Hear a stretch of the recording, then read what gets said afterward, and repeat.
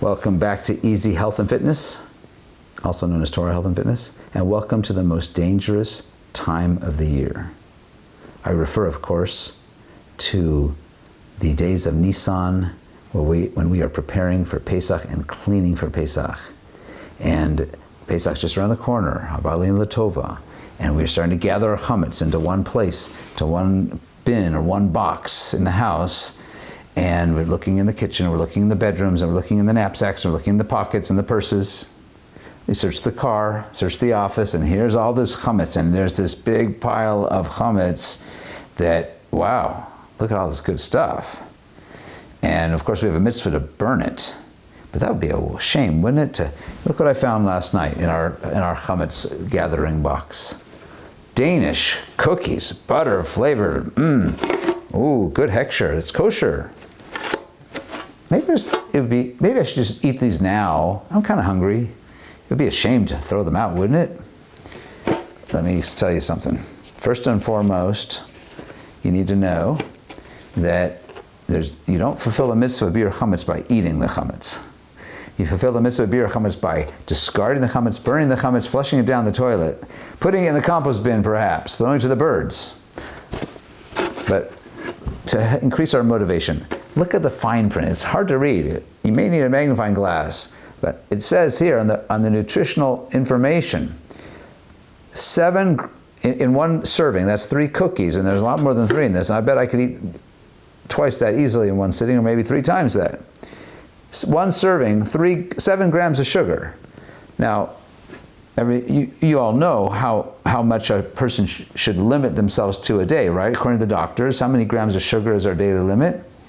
Well, for a woman, it's about 25 grams. For a man, about 35 grams. So what we're saying here is, for a woman, 7 grams of sugar, that's less than a third of your daily limit.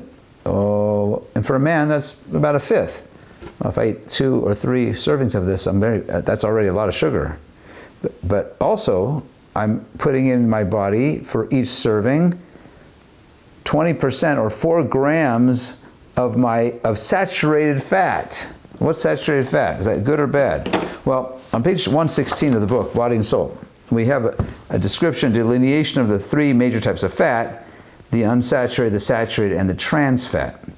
Interesting historical note about the development of this project. The original draft called these 3 the good, the bad, and the ugly.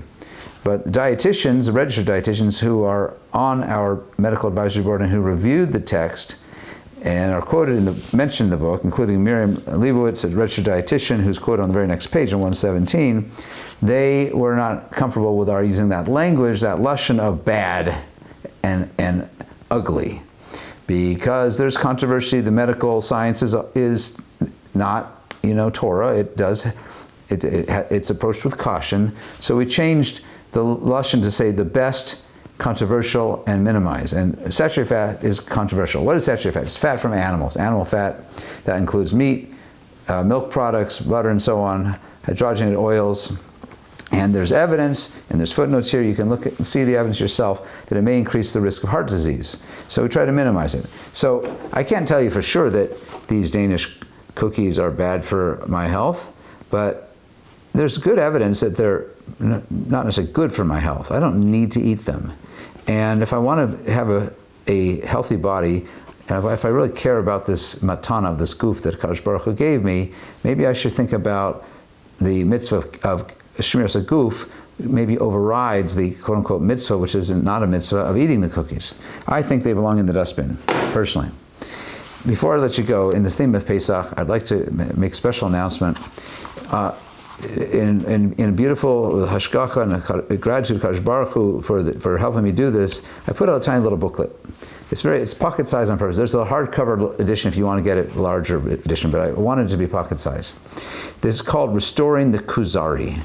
It is an explanation of the Masorah and responding to challenges that some people have made who doubt the veracity and the reliability of our Masorah. And we actually have 2 Masorahs, 2 Kuzaris. And part of the mistake that they're making, and I've read their writings, is they don't understand what the Kuzari really is, the Kuzari principle, the idea that we have a Masorah. We actually have, in my understanding, there are 2 so-called kuzaris, 2 Masoras we have, and one is specifically relevant to Pesach that we tell at the Seder, and the other is relevant to what comes after Pesach, which is Shavuos. So you can find this only right now on Amazon, although if you have a bookstore, local bookstore you'd like to get it from, you can let me know or let them know, and we can get it to them. They can carry it there. This is published by my nonprofit organization, Jewish Spiritual Literacy Press, and it is a quick read, and it may be a wonderful thing to have at the Seder or to share with, even give a copy to participants at your Seder who might be interested. It's an adult reading, it's not for kids, it's not that long, and it includes, as the cover says, the entire Masorah from Moshe Rabbeinu until today, restoring the Kazara. And part of that Masorah we have is come back full circle, is we need to take care of our health. It's a mitzvah. That's what Kadosh Baruch Hu wants us to do. And I'll wish you, until next time, to be gesund.